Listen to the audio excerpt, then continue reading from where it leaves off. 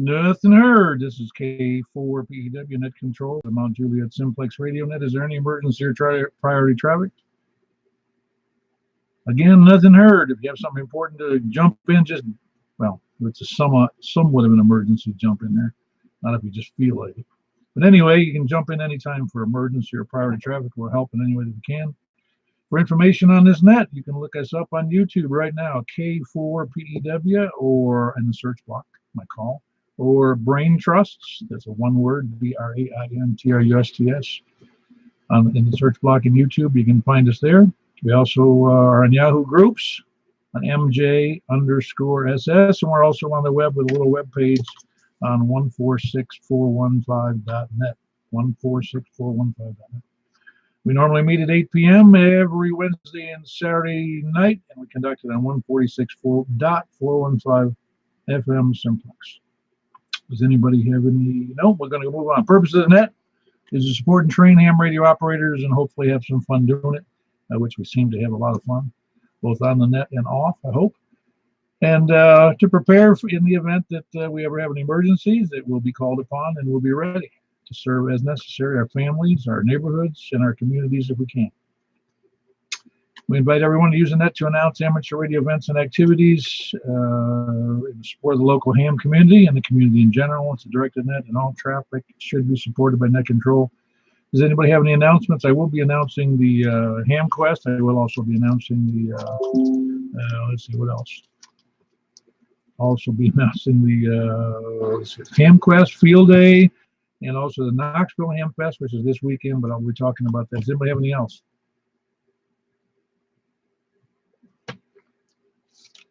Okay, then I'll announce what I got. The Ham Quest is going to be July 27th, I believe it is, over at the Wilson County Fairgrounds. You can look that up under the Middle Tennessee. You'll look at Ham Quest and you'll find it. Also, we've got this week a field day, of course, is the 22nd, I believe 22nd and 23rd. Yep, 22nd and 23rd. I don't have the date in front of me. But the Greater Nashville and Middle Tennessee Ham Quest is July 27th. Also, you got the Huntsville event, which is August 17th for the Alabama State Convention and the Huntsville Ham Fest. I think that's more than the Alabama State Convention. It seems to me that's maybe not. Maybe it's just the Alabama. But anyway, everybody knows about Huntsville. Cedars of Lebanon, of course, is August 24th. Nobody wants to fail to miss that. And I think that's all I got. Anybody have any questions or Phil or more information? Please come in.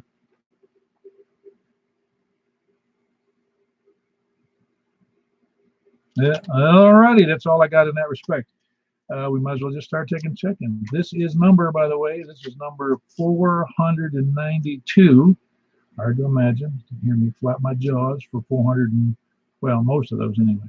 There's a few that I wasn't there at the time when I was in the hospital, but now you got to cut me a couple of sick days here. All right, now we're going to start from the south this time. We're starting from south of 40. Please come down. Kilo Echo 4 Sierra Yankee Victor. Hello, Larry. Had a nice day today? Nice and sunny? Oh, yeah, been outside cutting grass all day. Yeah, well, that's because you got all that monster property out there. It only takes me about an hour on the riding mower.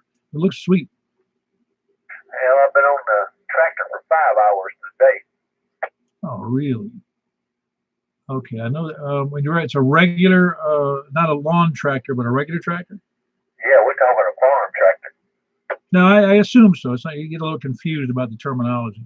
I've heard people call their little garden tractors, and mine is a garden tractor, not a lawn tractor. Well, it's a lawn tractor more than it is a garden tractor. But what kind of cutting are you using? A bush hog, or are you using something better? It's a little bit different from a bush hog. It's a frail mower, 8-footer. Is that the I don't know, I forget what you call that. Is that the, oh man, what kind of blade does that call that on it? It's all like a rotor tiller below. It's got cutting blades on it instead of a tiller. Ah, okay, very good. Well, so 5 hours, man. That's either a slow tractor or a big property.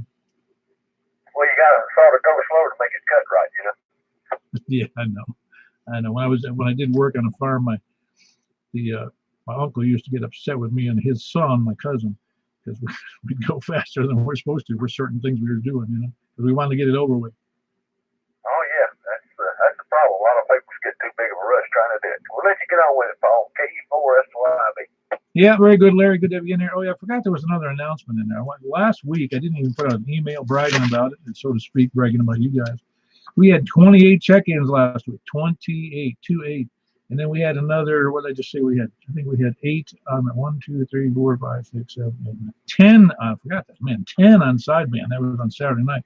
So Sideband is becoming a bigger event, and 28 check-ins is above average for this net, and goes a little longer, so I got to stop slapping my dogs about it. But anyway, I just thought I'd bring that up as another announcement. Who else we got south of 40? KM4BVA, November, Delta, November. Hey, hold on, David. Dan, talked to you at length today. We had a good time. Yeah, we did, and I'll be doing a pre-check-in from now on.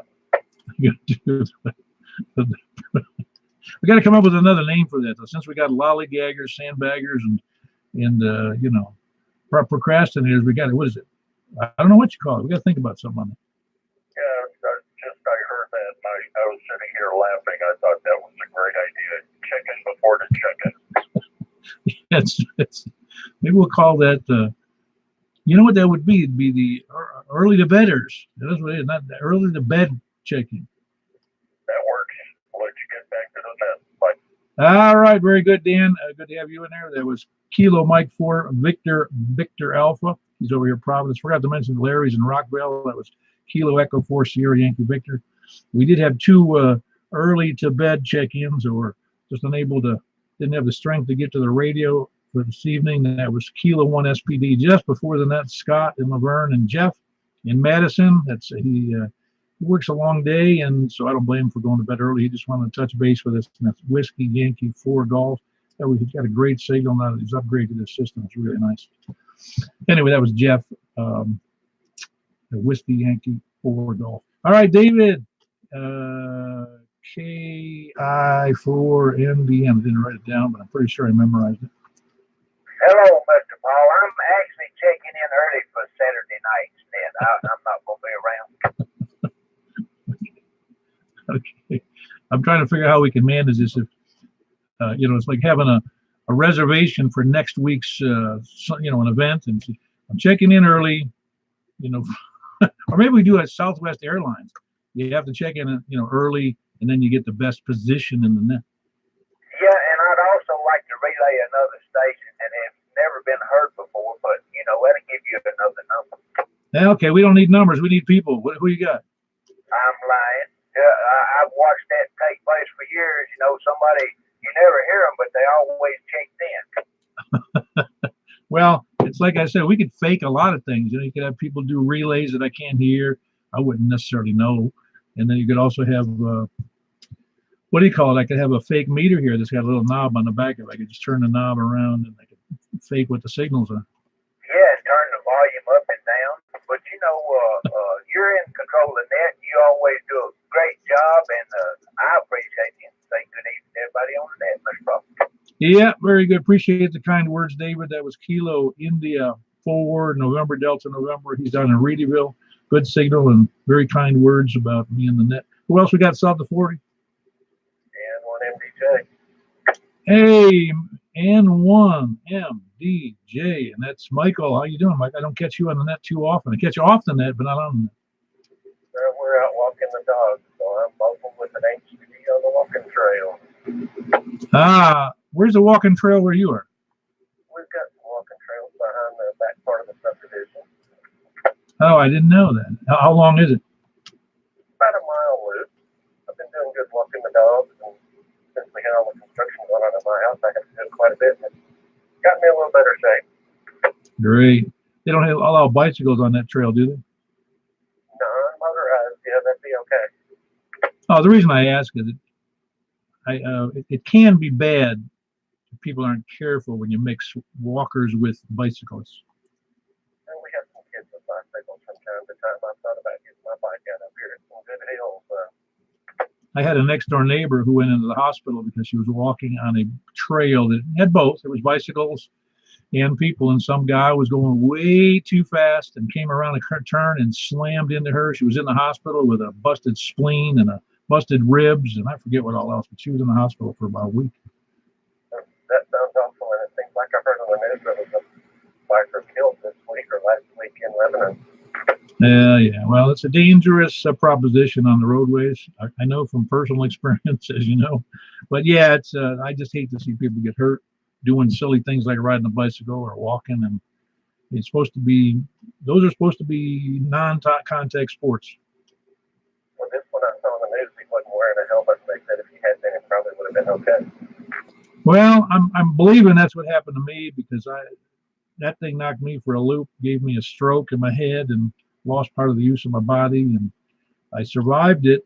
I think I'm still here. But yeah, no, I know what you're saying. It's rough. I see that. If you saw the statistics for bicycle deaths or pedestrian deaths, I don't remember which they segregate. I think they do say bicycle deaths, but there's a lot of people die on bikes and bicycles every year. Not to mention motorcycles. So that's another event. Well, very good. Everything else going well for you? Pretty good. Trying to keep my dog from chasing a rabbit just now. I'll turn back over to Net just to check. Yeah, 7:30 on and one empty check. Yeah, very good. By the way, I had to put down our big dog, the old English Shepherd, yesterday, which wasn't a fun event, of course. He could no longer walk. And he just couldn't do anything, so we had to do it. It wasn't a pleasant day. I'm sorry to hear that. We know those are our little ones too. Yeah, very good. All right, that was Michael, November 1, Mike Delta Juliet, and he is on his handheld over there east of Providence, a little ways, walking the dog with his wife, having a good time in the nice weather. Who else out there saw the 40? Nobody else. How about east of Mount Juliet Road? Please come in. W84 ZHR. Hey, James. Were you out mowing as well today? I know I did. No, I had my grass mowed a few days ago. Oh, that's right. You got the lifestyle of the rich and famous over there. Rick, it costs about $40 to get mine cut. Oh, really? Is that? Does he just include edging as well as mowing? Is that what he does? Yeah, edging and blowing the grass out of the curb and all that. I just let the grass fly wherever it goes, man. It's gonna blow away anyway. The rain and the wind will get it. No, and the cars, they'll get it too. They move it off the road pretty quick. Well, I don't have a mower. My mower broke, and I decided not to fix it. Yeah, no. I used to when I worked for a living. I could afford it, so I did it. But I also didn't have the time to do it. It was just easier for me to just hire a guy to do it. And you're right. It is a lot better when somebody else does it because it just maintain. In some cases, when the mower is busted or it doesn't work right or such a pain, and then you got to find somebody to mow it for you. Well, I get to the guy that's younger than me to do it. He don't get hurt as much as I do.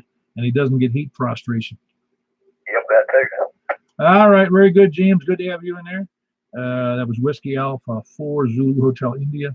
Who else we got? Good to have you in there, James. Who else we got in there? East? KE4TW. I may have heard somebody else in there, Wes, but yeah, you sound a little scratchy today, but I can hear you.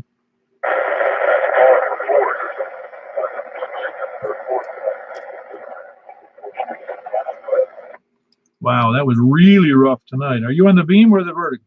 The vertical. Yeah, the vertical's not doing too good. It's really scratchy if you hear it on the recording.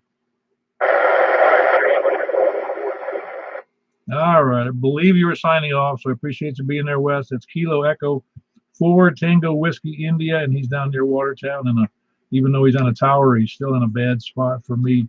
Some days it's good, and some days it's not so good. Some days it's better with the beam instead of the vertical. All right, very good. Who else we got? East now. Please come in. Anybody else east of Mount Juliet? All right, we'll be back on a post-net late check-in. I don't know what you call it. Who else we got? Then north of Mount Juliet. KB9RKK. Hello, Frank. What's up? I just got home. Almost late here. Had a little excitement at the office. Smoke pouring out of the AC vents. No flames, just smoke. I think the blower motor blew up on the rooftop unit, so I had to go up on the roof. Have you ever seen it that sometimes I saw one where the guy left the manual inside the air handler, it broke loose, and then it fell into the heat strip, and that was the end of that. Oh yeah, that'll definitely do it. Yeah, I knew it couldn't be heat today. Oh God. Anyway, and not that it was super hot, but it, definitely no need for heat. We have combo units, like 4 of those, and then a couple just AC only. And it's weird. You go up on the big rooftop and you lose your bearings. Like, which one was it now? Yeah, it is. Especially, I've been on roofs that have, well, like for instance, some manufacturing plants that I used to work on, they might have had 80 different units. So you dang well sure had a map and you had numbers on every unit.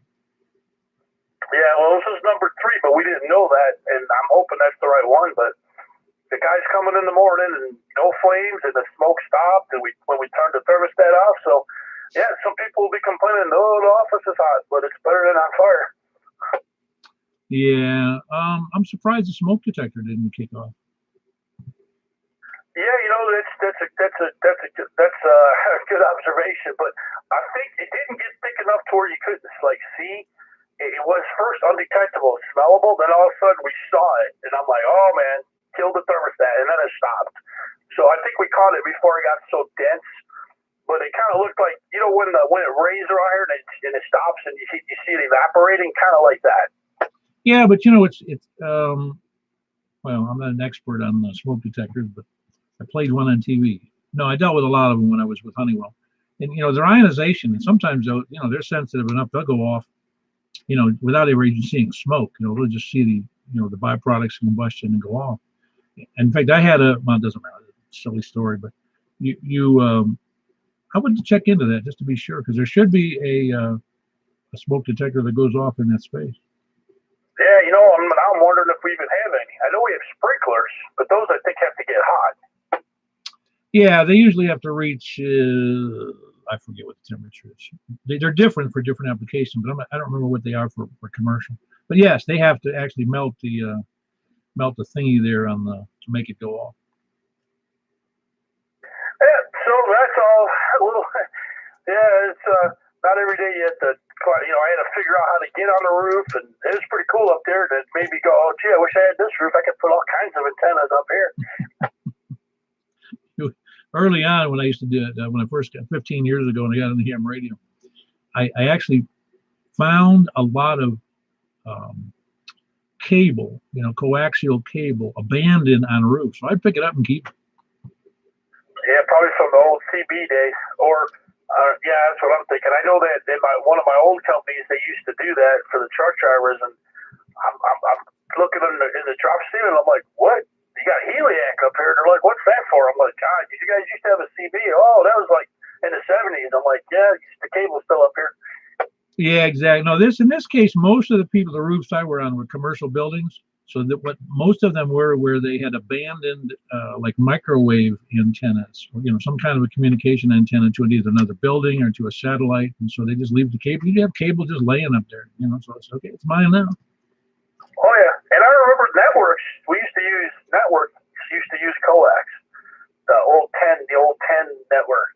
One of the companies I worked at, it was all done in coax instead of the Cat 5 cable and and that type of cable that we're using, the modular stuff we use now. Wow, you talk about interference-free cabling. Huh? Yeah. Oh, looks like I'm getting a phone call from one of the guys that should be checking in on the net. All righty. I will catch you later. Appreciate you checking in, Frank. That's Frank, Kilo Bravo 9, Romeo, Kilo. And he's up in Northwest Wilson. Who else north of wherever I am? Mount Juliet? Recheck. Yeah, well, you didn't check yet, man. That's Richard. What, you checking in from last week? No, I keyed this thing up when you called East just a minute ago, and it did something squirty, and the receipt went down the tube for a minute, and it's back, and I don't know what's going on with this thing. Anyway, check me in, KI4S7E. All right, we're gonna have to get you one of those. I don't know which radio are you using. Your base radio? I've got the Yaesu 1500M in here. It's the mate to the one in the vehicle out there. And they're identical radio, programmed the same way, and everything works just like it's supposed to most of the time. First time this thing's done that to me. Huh. don't know. You got the there's a Midas touch, and then there's the cow dung touch. Well, I must have a bad case of the cow dung touch. That's all I can think. I don't know. I wanted to say it nicely because now you're having who you said that's the Yacer. That should be fine. What do you got going on? Absolutely nothing but the power supply, the radio, the antenna, and the microphone, and me.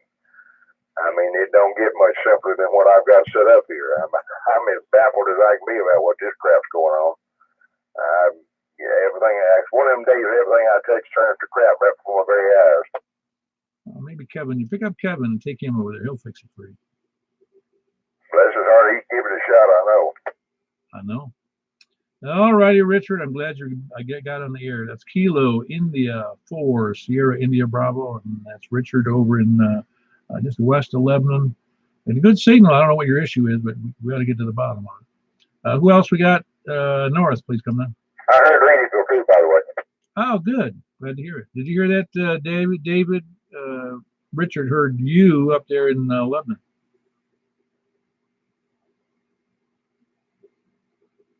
He's probably sleeping. All right, I'll tell him later. Who else we got north? KC8NNO. Hello, Jeff. How are you tonight?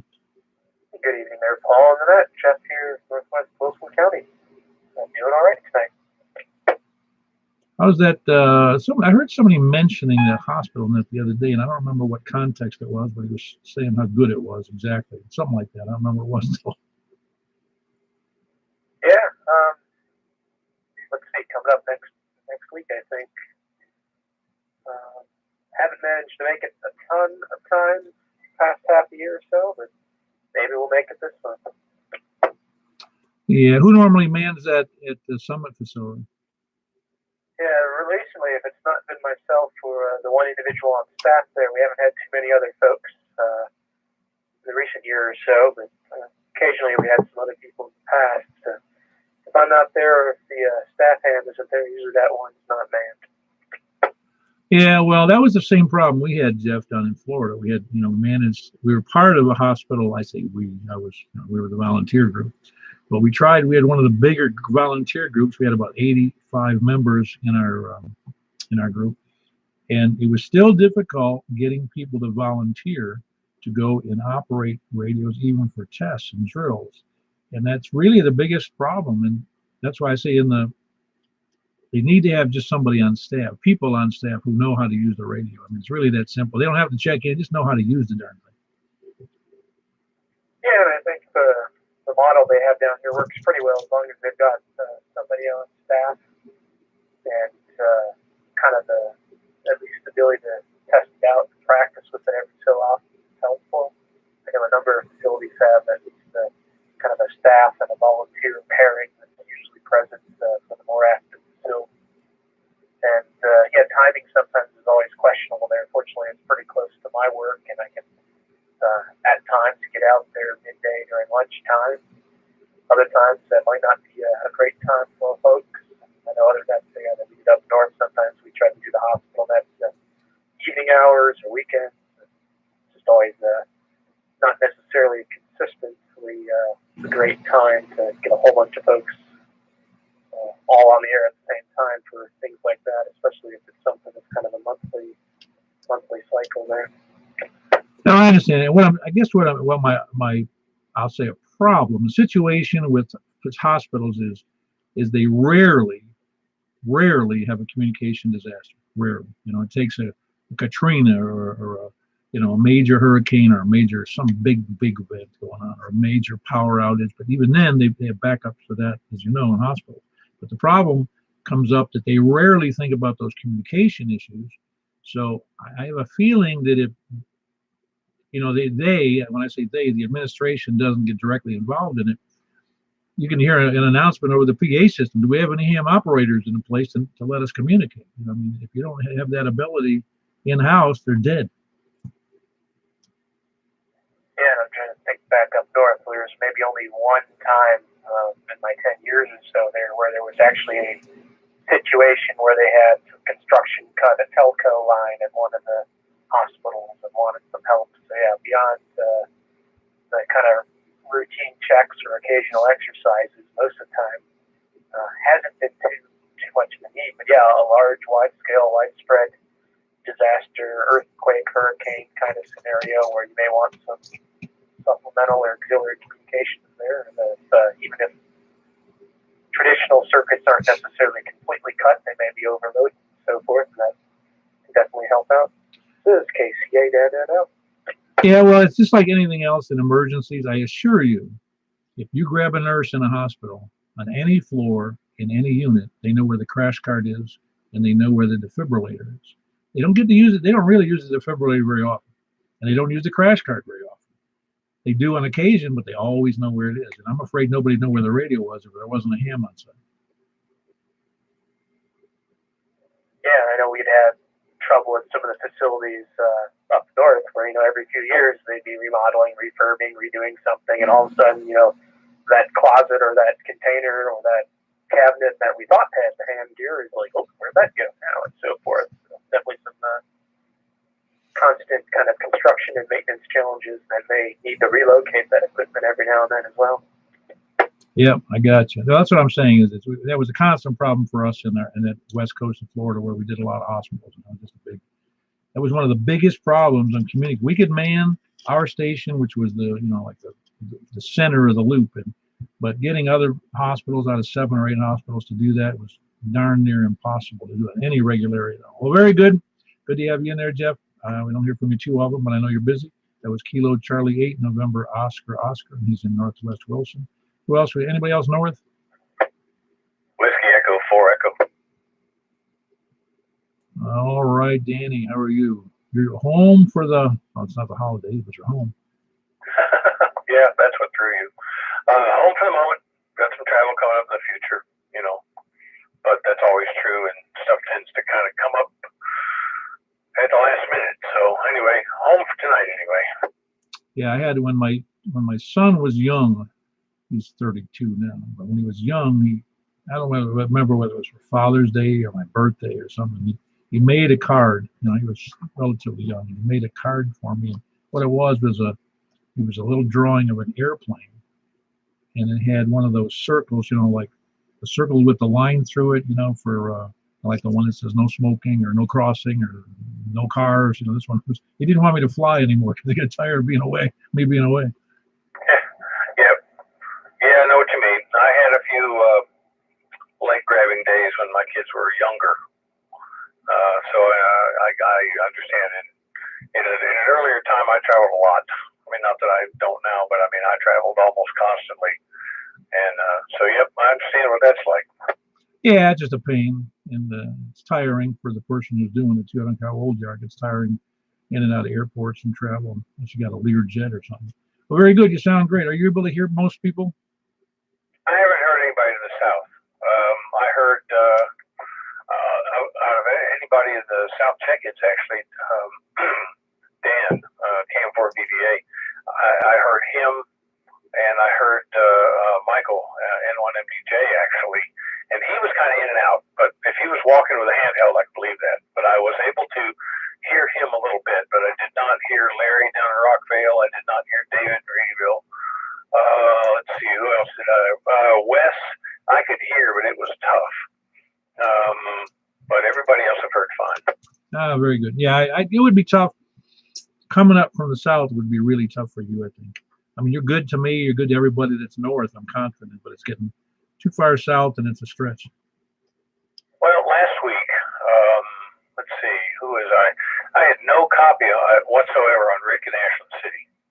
And I would have thought I'd been able to hear him. I had a couple people that were just basically squelch breakers,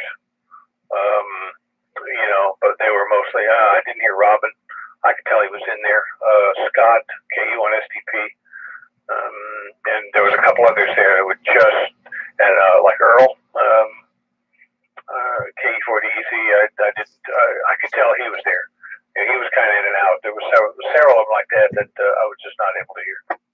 Yeah, Earl's strong going due north, due south, and east, and also to the southwest. But he's got a ridge, and it's some terrain issues coming up towards you and me. So Yeah, Earl's got he's got a good audio when he's coming through, but it's really tough sometimes due to that terrain. I don't know what all else the problems are, but he's also improved his antenna, I think, since the last net. I'm not positive about that. I don't remember when he did that, but hopefully he'll check in tonight and you'll know.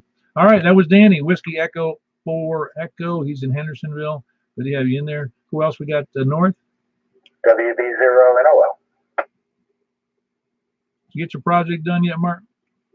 Nope, not yet. I talked to Ben, though, about you today, and I said, did Paul call you? No. I said, well, good.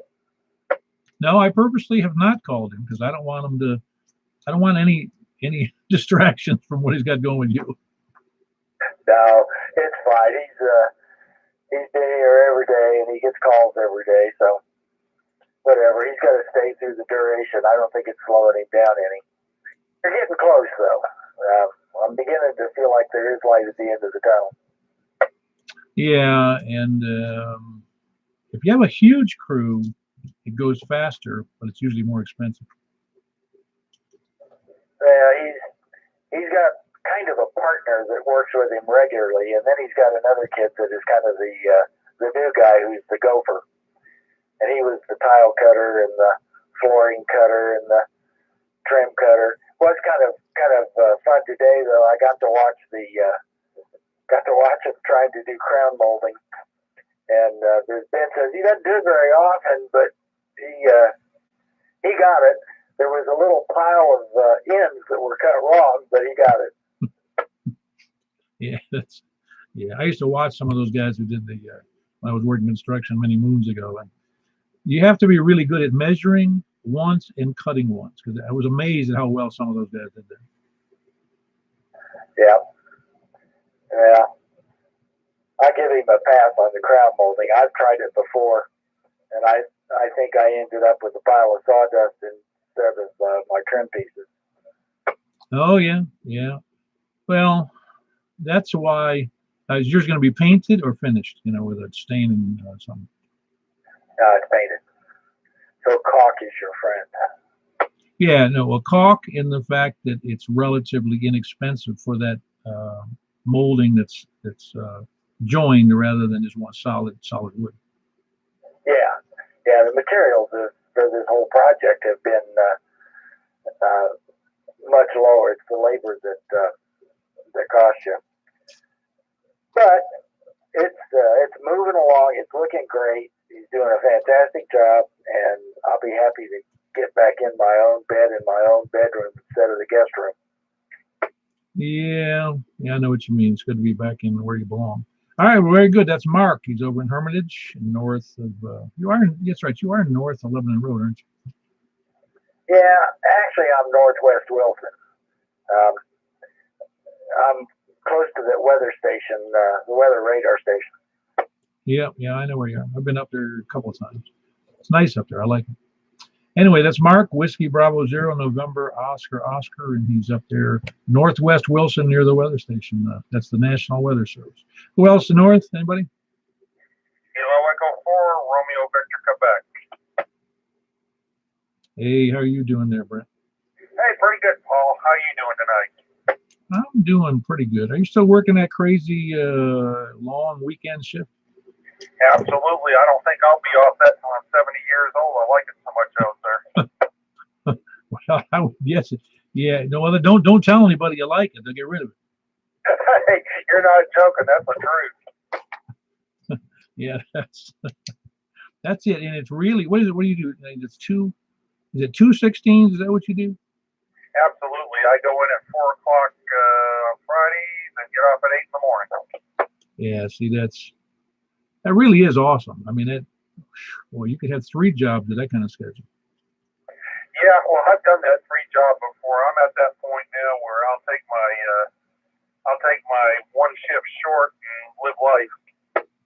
Yeah, I knew somebody who did. I knew a nurse one time. She worked a full shift at the hospital I worked at, and at the end of that shift, she went across the street to this other hospital and worked another shift. And man, just try to imagine, for an RN at the time, she was knocking down, I forget how much it was. At the time, it's almost 45 years ago. She was knocking down like $100,000 a year working 2 shifts, which was big money then. I can't even imagine what she'd be doing now. Well, probably sleeping in her coffin because it would kill you.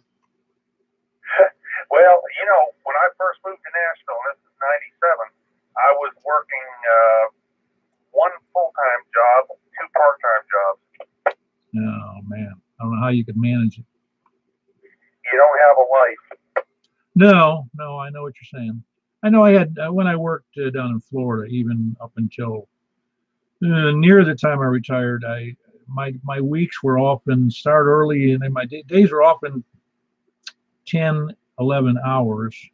So it kind of stressed, but I didn't have any overnight or very many overnights, and they were just still a pain though. Just having long days. You get used to it though. Well, I'll tell you what really spoiled me. I worked for the state for 6 years. And when I had to go back to work in a real job, I really didn't realize how little we did there. Yeah, we'll have to take that offline. I promise I may have told you this. When I got out of the Navy in '72, it wasn't that I was disgusted with the Navy because I had a good time, learned a lot, but I also learned I never want to work for a federal, state, county, city, village, town. I don't want to work for any government entities because government just doesn't run like private enterprise does. Oh, absolutely not. No, not at all. Now, I never did do that. And I see a lot of people retire with great big retirements from the feds, but I'm glad I didn't really. But I ended up having to do contracts, etc. for them, and they were a pain. Federal, state contracts were a pain. Well, I was a supervisor for them, and that's what made it miserable. Because you could get a schmunt, and it didn't matter if they'd been there a while. Short of a murder, you couldn't get rid of them. Well, it's probably like that famous politician whom I can't remember his name now in Louisiana. Says there's only two ways you can get kicked out of politics in Louisiana, and that's being caught in bed with a live boy or a dead girl. There you have it. Yeah, I always thought that line was great. I can't think of the guy's name though. Anyway, it's kind of a off-color joke in a way. But, all right, it was just a joke. Very good. That's Brent. It's Kilo Echo 4 Romeo Victor Quebec, also in Northwest Wilson County. Good to hear you in there. I'm glad you're loving that shift. I would too. 32 hours a week getting full pay. That's awesome. And 2 days a week, 16 hours a day. That's awesome. All right, very good. Anybody else north? Anybody else north of Mount Juliet? Anybody west? Please come now. Kilo November 4 Tango Juliet Foxtrot. Hey, Rick, you're trying to beat Mike in there? Is Mike out in there? He usually beats you in there. Yeah, he does. He's pretty quick, but I'm a little bit younger, so I think I got the edge tonight. Oh, that's right. You're younger than him. I forgot about that. That's funny. Yeah, well, he's starting to slow down, Yeah, so how's everybody doing? I think everybody's doing pretty good. So we were talking about earlier today how, well, even Danny said he was having difficulty hearing or couldn't hear you. And he's in Hendersonville with a pretty decent antenna. He was surprised that he couldn't hear you. Yeah, wasn't he on earlier? Yeah, he was on just a little bit ago. Are you still there, Danny? Yeah, I'm here. You're not hearing Rick now? Same as last time. He's breaking my squelch, and that's about it. Okay. Well, you're both now required under law to raise your antennas to double the current height. Yeah, I'll get right on that. He's breaking squelcher, but I'm not getting anything audio. All right. Well, I would say that's doing great then, because I'll do a, let me make a note of that. I want to do an antenna, what do you call it? A profile between you guys to see why. You both have excellent antennas and reasonably, you've got a good elevation, and Danny's not so great, but it's not bad. It just must be bad to the west, to you. I'll find out with those elevation profiles. All right. So everything else going good for you, Rick? Yes, sir. No complaints. Well, you can complain, but nobody's going to care. Yeah, that's my point. Very good. Good to have you in there, Rick. That's Kilo November 4 Tango Juliet Foxtrot. That's Rick, and he's in Ashland City. Good signal to me, and it's a good test for others because the signal is decent here. You can, if you hear it on the audio, you can hear it. Good signal. Who else? North, please come down. Or west? KM4 YRF. I'll be Rick's slightly older brother. Well, It has to be at least 9 months unless you were premature. Yeah, lastly, there's 21 months. Yeah, there you go. And not like my brother, who's 17 years younger than me. Wow, that's big. Robin has the same situation where he's got a brother that's 17 years older than him. Well, I tell you, the only thing I know for sure is it's cool having a brother. Yeah, it is. I just wish mine were closer to me. That's all. Well, it's especially good to have a brother that's also a ham. Yeah, that's right. My brother being born in the late 60s, and he went out into the world after college in the 90s, and he doesn't even know what an aerial antenna is. Gotcha. Everything was cable to him. It's good having a brother that knows how to get into the ham situation. Oh yeah, no, that's awesome. I'm glad that it's nice to have you. My brother lives, 800 miles away from me, but your brother lives what, 40 miles away? I think it's closer maybe to 30. Yeah, which is a guess. I go the long way. It seems like a long way when you drive there. I bet you it's a pretty drive from where you are. Oh, it is. It's a great drive. All righty. Well, very good, Michael. Everything else going well for you? Yep, everything's going good. Got the good news from the cardiologist today. Everything is looking busy and good, so I'm happy. Oh, excellent. Yeah, it's always a question mark to me, about those kind of things, because you never, even when say things sometimes are great, they're not great, because there's no way they can predict what's down the road. I feel the same way about me. Well, he was well pleased because my blood pressure was perfect and my EKG was perfect, and I've lost 15 pounds. Did you really? What the heck did you do? Chop off one of your legs? No, but I got on that heart healthy diet right away, and I stuck to it pretty close. And he told me that he was proud. I was doing really good. Where did you get that diet? It's called heart healthy diet. Yeah, it's mainly just cutting out fast food, anything fried, not eating so much red meat, eating more chicken, fish, and that kind of thing, and a lot of veggies. You cut out all those fast foods, carbs, fats, and do a lot of veggies. We're gonna kick you out of ham radio. You won't even be able to show up at a ham fest. You wouldn't be able to see me. Yeah, that's right. They'll take away your extra if you lose all the weight. Well, I'm kind of proud of myself because I saw the need to do it, and I've just stuck to it, and now it's like nothing. I don't even think about it much anymore. Yeah, I know. So you doing any exercise? Yeah, I'm starting to walk some. I went over to Long Hunter not this past weekend, but the weekend before. I walked 2 miles, and that about killed me. But the doc said I just need to take a little bit of time and increase as I go. Oh yeah, no, I know where you're getting at. I spend about 30 to 40 minutes a night on my rowing machine, because that makes it real convenient. You can do it anytime I want to. I don't have to go out on the road. And the rowing machine, if I could, I'd shoot it with a gun, but I need it more than that. So, but that's the only way to keep healthy, is to keep. That's part of the equation, is to keep active and take it off in little bites, like starting with walks. And I wouldn't advise running. I used to do that when I was much younger, but I wouldn't advise that at our age. I know how old you are. Yeah, that probably killed me for sure. I'm looking for a treadmill. That's gonna be my next thing I'm gonna be scouting for. Well, you can come over and use mine in the interim. Well, I appreciate that. I might have to take you up on that. All righty, that's Michael, Kilo Mike 4, Yankee, Romeo, Foxtrot, losing weight so fast we won't be able to see him on the air. Have we got anybody else north or west? West, please. Come now. Katie 4OEN. Hello, Paul. And we're proud of Mike and how well he's doing. Glad he's got some good reports from his doctor. And it's great to hear Rick. I think this is the second time we've been able to hear him. So we're glad to hear Rick out there tonight. Yeah, that is good. Yeah, it is good to hear when somebody makes those kind of moves.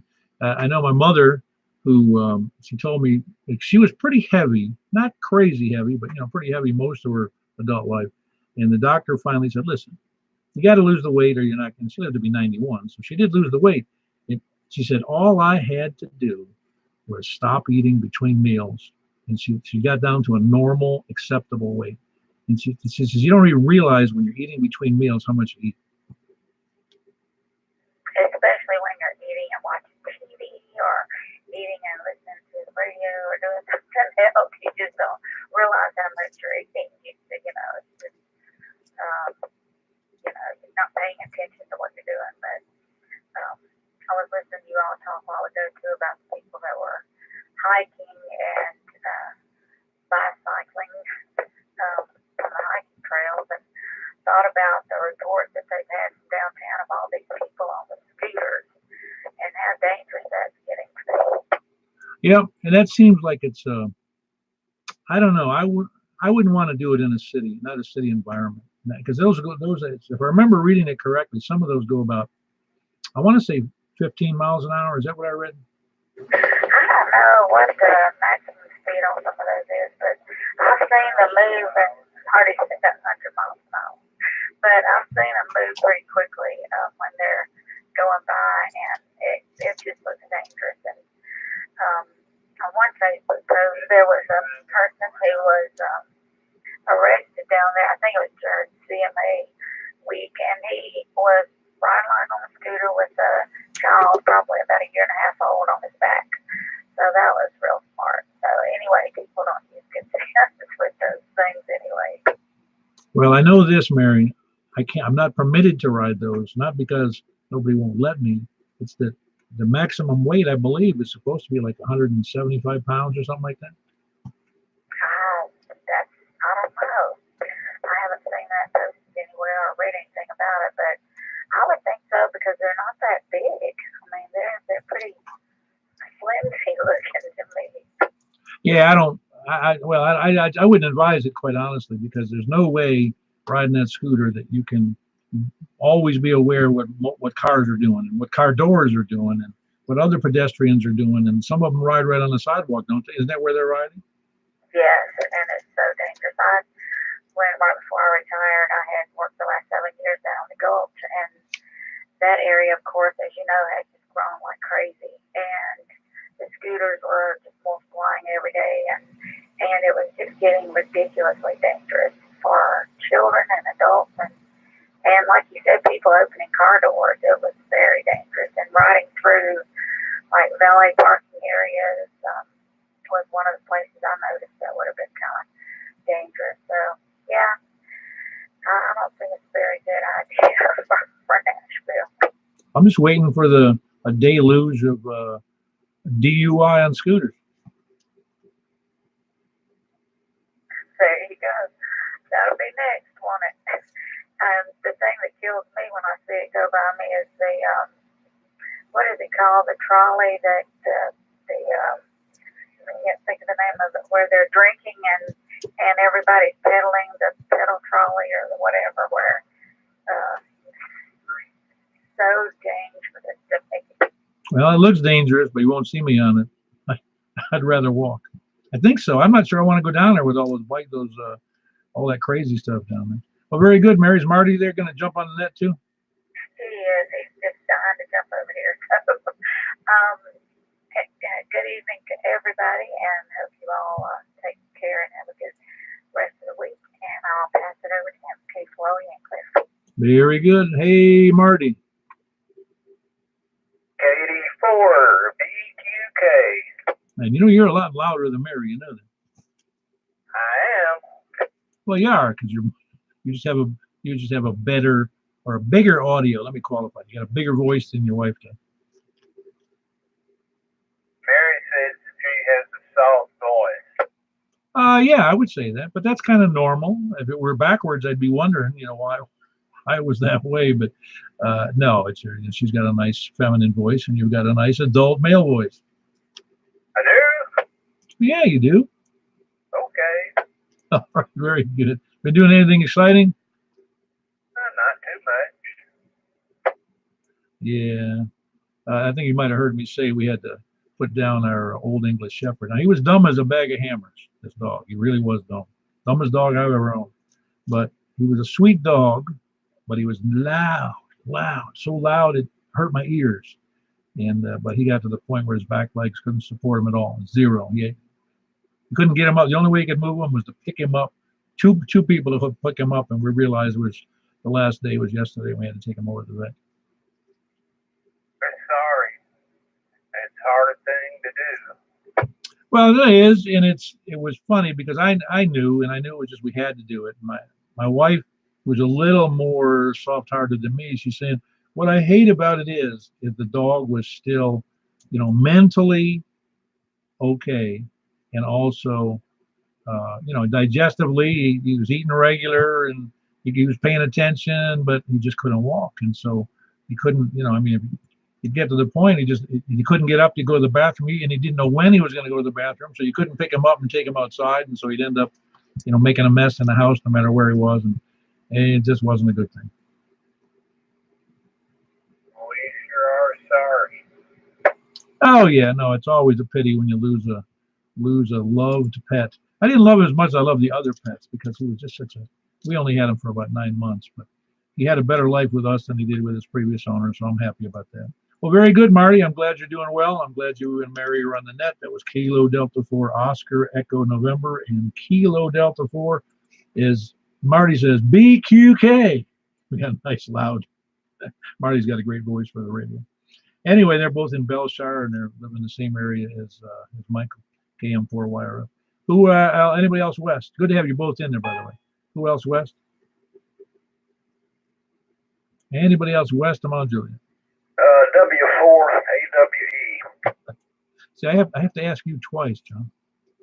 Well, I just want to make sure I don't cover somebody up because being out here on the western fringe, I can't hear everybody. Maybe we ought to call you the Western Front. Yeah, something like that. Yeah, very good. So you're still keeping busy, are you? Yeah, I'm doing great today. I had a 36-hour editing marathon to meet a deadline, which I did, and today I slept 14 hours and getting ready to gear up for Bonnaroo, which will have great weather compared to CMA. You have to go down there for that? Yeah, I'll go the last 2 nights. Yeah, my wife, I told her, so you want to go to Bonnaroo? She goes, hell no. No, I love Bonnaroo. It's always good, and this year I haven't even checked to see.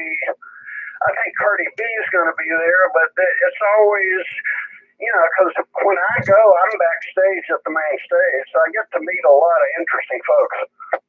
Well, my wife said, if you want to get high from smoking other people's marijuana in the air, then a good place to be. Well, I need to focus. No, you know what I'm saying? She's saying that if you're in the crowd, you're gonna smell a lot of weed. Well, it's just a normal California contact high. I guess. I don't know. I kind of outgrew that some years ago. In fact, it's more years ago than I care to tell you. But no, sounds well. Good weather. I'm glad it's going to be good because that's a big. How many people showed up for that last year? Do you remember? I don't even know the number, but it's a huge crowd. I mean, it's sort of like a modern day Woodstock with much nicer amenities. Yeah, Woodstock, the original one was. I was out of the country in the Navy when that happened, so I'm kind of glad because we were home ported in Newport, Rhode Island, which was about maybe 3 hours from Woodstock. So I may have gone, but I doubt it. It's hard to get off a Navy ship for 3 days. Yeah, I think, it was, I've seen the documentary and talked to a couple of friends who were actually sound engineers there. And, but I think in general, it was summed up as mud. Yeah, no. Yeah, they had the bad fortune of having it rain. And, yeah, that was quite a crazy event. It was like almost, even though it was planned, it was still ad hoc because they didn't expect that many people to show up. But when you have an event like that, that's only about 3 hours outside of New York City, and it's only 4 hours or so from Boston, and it's only 6 hours from Philadelphia, it's kind of hard not to have a big crowd for a rock concert. Yeah, and it was on one guy's farm, and I think he was actually not really sure if it was going to happen. But man, it's hard to forget Hendrix. Oh yeah, that was he's the one I always think of when I think of Woodstock too, is Hendrix's performance. Yeah, and he's from Nashville. Yeah, that's right. He was from Tennessee. I forgot about that. Yeah, he was quite the performer. I just another one that bites the dust in his 20s. It was unbelievable that just only was he. That was Woodstock was 69, and he died the following I think it was the following year.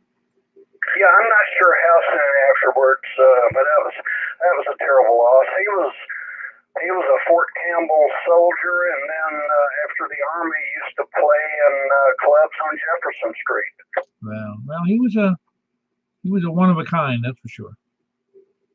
Yeah, he's somebody. I was listening to Paul McCartney a few weeks ago on Howard Stern's show, and Paul was talking about once seeing Jimmy play in I don't know if it was London or Liverpool at a small club, and just said, he was in absolute awe of this guy and had never seen a guitar player anything like him ever again.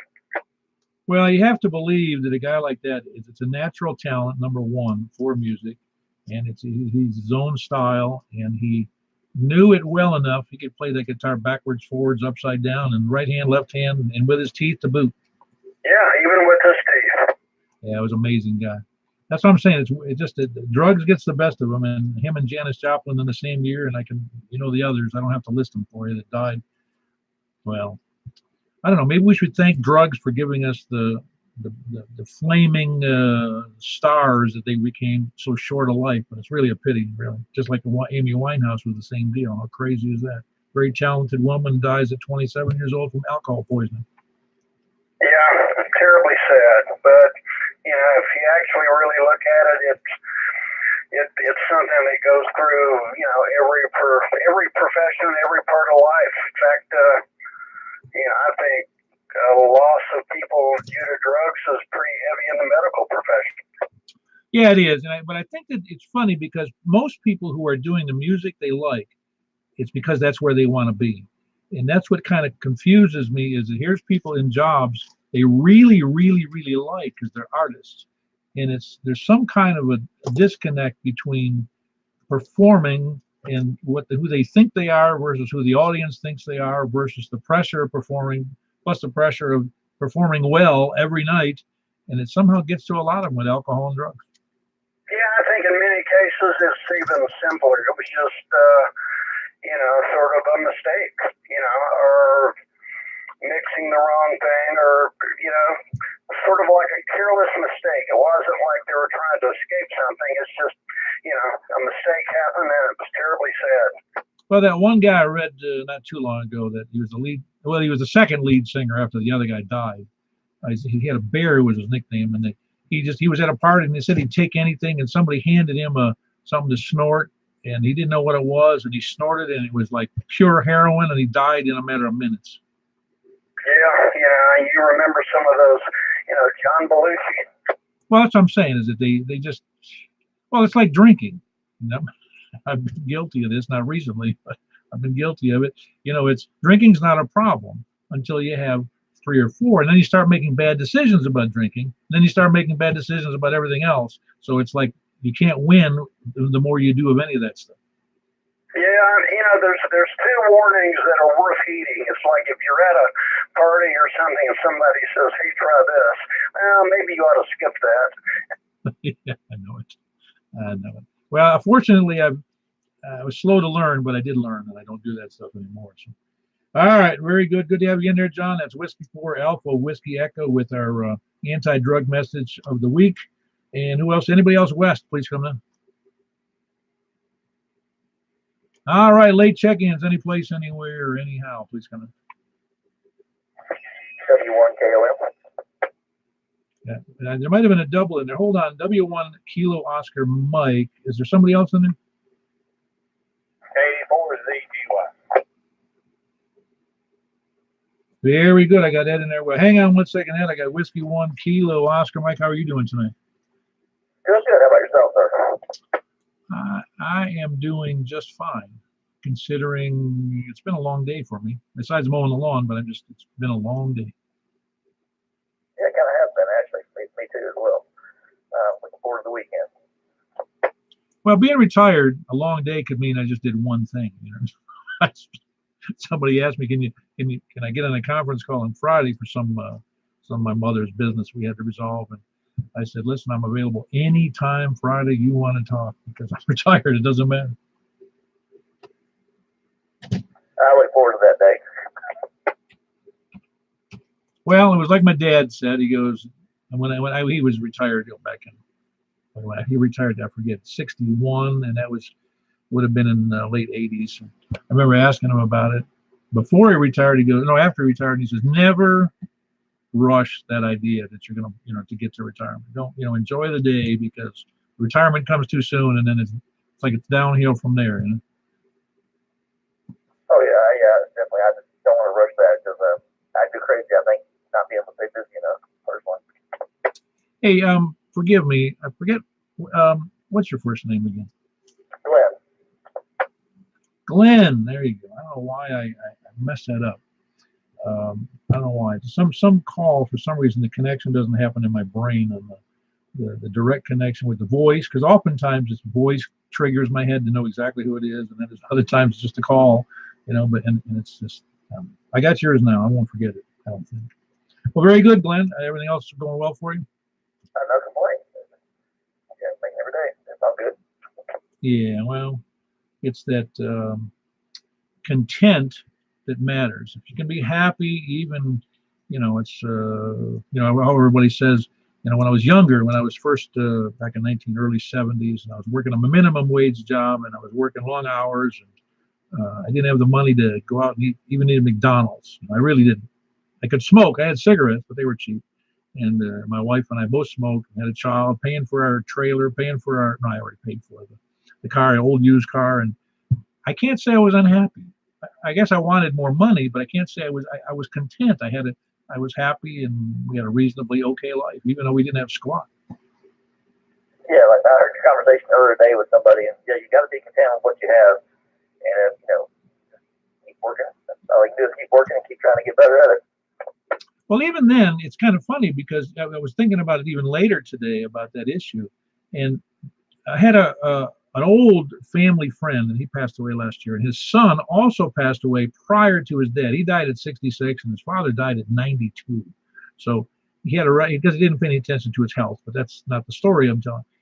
He went through life doing a very menial job. He drove a tractor cutting the lawn at Disney World on the golf course. That's what he did his whole career. He just wasn't a guy who was going to get involved with mental work or anything involving thinking, which he was happy though. I guess what I'm getting at, it didn't matter to him because he was happy doing what he was doing. He wasn't, tearing up things, and he wasn't an alcoholic, and he wasn't beating his wife. You know what I'm getting? He had a happy life, and because he did what he was doing, and it wasn't trying to tear down trade barriers with Canada or anything. Oh yeah, I'm a firm believer. If you find something you're happy with, to me, if you find something you're happy with, you're not going to work a day in your life. Oh no, I feel very fortunate that I had a job that, while it was work, and it could be hard work sometimes, it could be hard stress sometimes, but I still enjoyed it. I enjoyed what I did. So going to work wasn't a problem. It's not like I said, I got to get up and go to work. I liked it, and I wish everybody had a job like that. All right, well, very good, Glenn. I'm glad you're in there. And that's Glenn Whiskey 1 Kilo Oscar Mike, and he is in. It's on the west side of Percy Priest. Bell Road, isn't that where that is? Yeah, Bell Road, Anderson Road, the four-way stop with Edge of Lake and all that. See, I remembered the Bell Road. See? Yeah, don't me forget about that. All right, very good. Good to have you in there, Glenn. Good signal. Next up was Ed, down in Shake Rag. How are you doing, Ed? Well, good evening, Annette. This is Kilo Delta 4, the Zulu Golf Yankee, and my name is Ed. But anyhow, I've had a good day there, Paul. We've been working on the antique truck today and putting an alternator on it. The other wasn't bad. It just had a bad bearing and it squealed a lot. How antique is it? It's a 1970 Chevrolet step side, 3 on the column, 6-cylinder, just a an old plain work truck. Yeah, that's a good year, 70. But that's I know about how old you are, and 70 isn't really antique because that would make you and me antique. Well, when most people they want to own something that they remember in their childhood, and that was I was in a sophomore in high school when it was unit was bought brand new here in Shelbyville, and I'm the second owner of it, so I sort of feel good to be able to keep it at home here. That's great, and it's in good shape. I mean, it's been rehabbed. Oh yeah, it's done been worked over completely except for the engine. I won some trophies with it, and I enjoy getting out and driving. It's a daily weekly driver. I drive it to the where the old boys sit around and drink coffee, and we enjoy getting out every weekend. Oh yeah, well I don't know if you ever told. You may have heard me say it, but I haven't told it in a long time. But my youngest, who's 34, and in his early 20s, I think it was around that age, because you figure he was born in 83, no 85. He was born in 85, so he's 33 this year. He I think it's 33. Anyway, I told him, I said, here, I was showing him one of the cars I had from the early 60s, a 60 Studebaker, and he says, what? I said, yeah, I got a picture of it. And he goes, yeah. I said, it had a 3-speed on the column. He goes, a what? I said, the shifter was on the column. He goes, what the heck would they do that for? I go, they were on a lot of cars, man. It wasn't uncommon. They moved it to the floor to be sporty, really. I mean, obviously there was floor shifters before that. But you know what I'm getting? He just couldn't conceive of having a shifter on the column. Oh yeah, there were several years right in there they started moving things around there. There was some of them old trucks that had the starter next to the gas seat. In other words, you push the clutch down and you hit the starter at the same time, giving a little gas where it would start. Oh yeah, no, I know exactly what you're talking about. I'm not sure why they got rid of that, other than they just integrated it into the ignition. Yeah, that's what it was. I'm sure there. I also remember the old dimmer was on the left side of it. When you were going down the road, you had to dim it with your foot. Oh yeah, I'd forgotten about that. Well, there's one thing I'm glad they got rid of, and that was the vacuum controlled wiper. Amen to that. I agree with that. So you start up a hill, you were doing good, but when you went down the hill, your windshield wiper, your rain was just, you couldn't hardly see. It was kind of funny that they used that instead of electric motors, but as time went on, they realized their mistake in having vacuum powered wiper. I appreciate it. I guess I'm the automotive man for your net tonight. I'll let you have it back there. I appreciate it. Appreciate you letting me in there. We've made it home, and man, we've enjoyed the pretty weather down here, worked in the garden and whatnot. So have a good night. We'll holler at you again along about the weekend. 84 is EGY. Yeah, very good. That was Ed at Kilo Delta 4 Zulu Golf Yankees down in Shake Rag near Shelbyville, talking about his 1970 Ford truck pickup. It's sounds nice. All redone, original shape. Anybody else late check-ins? Please come in. KR4AZ. Hey, Mr. Sully, how are you doing? Doing fine, but doing any better than call me Paul. What do you think? I don't know. I think I do pretty good. I don't know if I'm a standard for good though. Well, only you can answer that question. My uncle used to say he's doing pretty good for an old model. I said, well, you know what to call them old models, don't you? He said, what's that? I said, a classic. Yeah, that's true. And again, when I was a kid, the old ones were all from the 30s, parts of the 40s, and since I grew up in the 50s, and then when somebody says a 56 Chevy, I say, well, that's not old to me. It's old to a lot of people, but it's not really old to me. Yep, same with me. 60s and 70s. It's getting on back there, but it's pretty decent vehicles. Some old models, some classics in them too. How you been doing?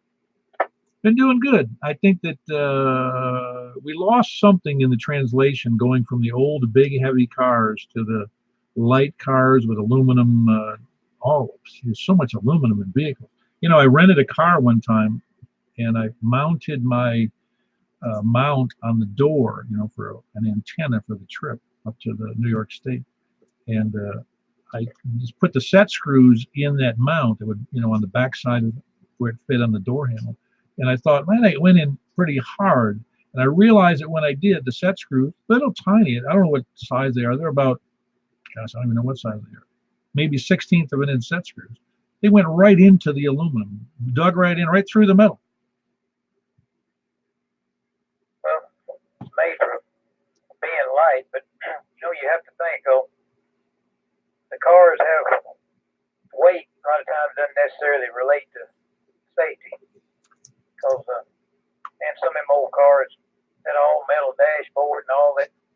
That big. Remember, some of them had the very big steering wheels with the metal ring in there for the horn. I wonder how many people almost got their head, or did get their head about lopped off of that thing in the crumple zones and everything else. You watch some of it, if they run some of the old cars on some of them tests, safety tests. Oh man, it don't look too good.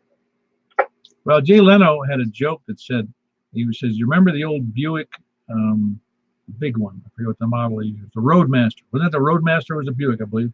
And he says, all metal dashboard, all big metal knobs on the radio and the controls. He goes, you get in a head-on collision with that, they just hose off the dashboard and resell it. Yeah, you're about right. About right. Well, gotta get ready to get up early tomorrow. I gotta take the wife to the airport. Gotta have her there by, let's see, probably about 5-ish in the morning, something like that. So I'll go ahead and turn it back over to you. Tell everybody good evening here on the net. So 73s, everybody. Paul, you have yourself a good KR4AZ. Clear out here, sir. All right, very good. That was Tim down in Kilo Romeo 4 Alpha Zulu, and he is in Murfreesboro. Good signal, with a good word from that area. Who else we got? Anybody else late check-in?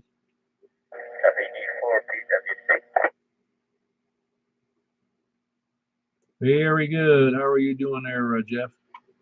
Doing good. I like your conversation about the old cars. I remember them. Oh yeah, no. There's something special about the software-based ignitions, and there's something special about those cars. I don't think they'll ever come back. Yeah, you can see them at the old car shows, though. Oh yeah, no, it's. I was thinking about actually getting me one. It'd be worth it to me because they're just so much simpler in how they work. Do you work on engines and stuff? Oh no, I would never get that far. I did all the other external stuff, the alternators and batteries and starters and exhaust systems and brakes, but I never really got into the engine stuff. Well, at least you got half of it. Yeah, well, I mean, I was able to work on most of the things on, like I had an old Volkswagen 4-cylinder air-cooled, and that was fairly easy. But in other vehicles, you could do stuff with, but you have to get fairly sophisticated, of equipment to work on the sophisticated gear that they have now. So it's kind of a pain. I know they're reliable. I know it makes everything efficient, but it's still a pain to me. Well, very good. Everything else going all right for you? How many check-ins did you guys get last night that I didn't, because I couldn't stick around? A total of about 18. 18, you said? 18, about that. Oh, that's awesome. That's terrific. That was a good night. That was good. Well, very good. Maybe it's catching on. It's okay. Hey, when all hell breaks loose, that's when it'll catch on. Oh, yeah. No. Again, it's a matter of numbers, Jeff. I mean, I'm not saying that just everybody's a number, but if you get 100 check-ins, just say what you did. You got 100 check-ins and you got a big emergency, there's only going to be a handful of people that can actually respond to the emergency. And if you only start with 10, you're only going to get nobody or one guy who can respond because of other issues. So you have to have a larger pool of people who can and do operate. You know what I'm saying? Yes, I understand.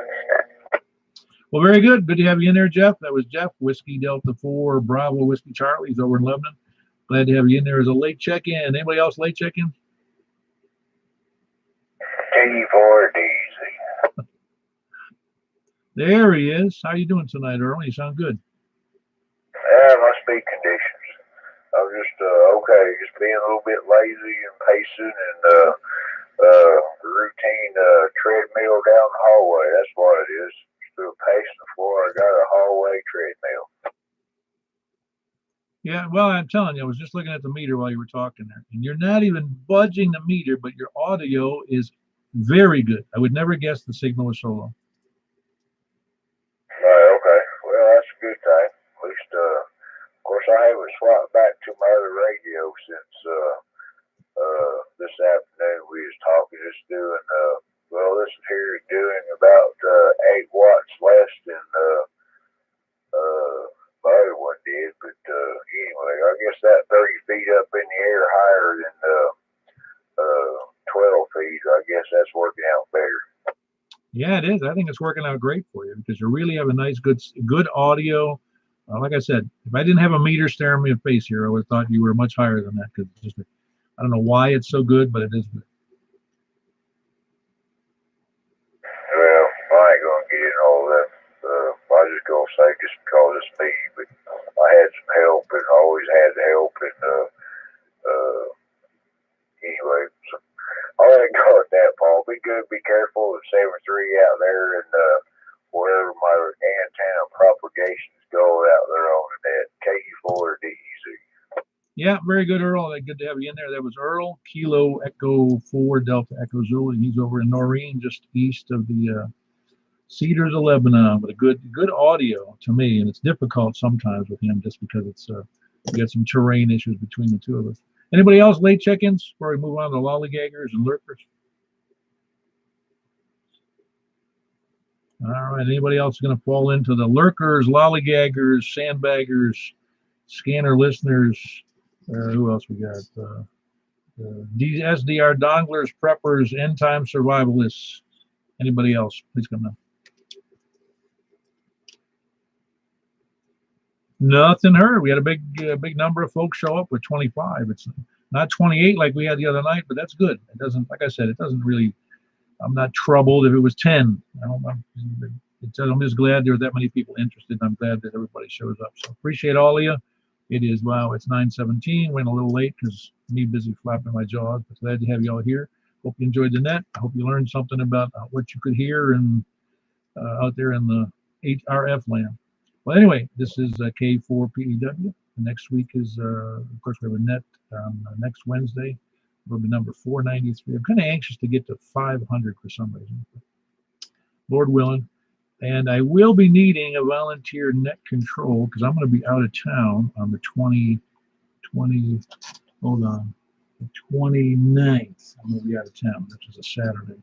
And so the 29th is, I'm not here. So you can talk among yourselves or we can figure out who can do net control. I know a couple of people who have great stations to do that, and we'll go from there. But anyway, keep that in mind. It's K4PEW. Closing that. Have a great night.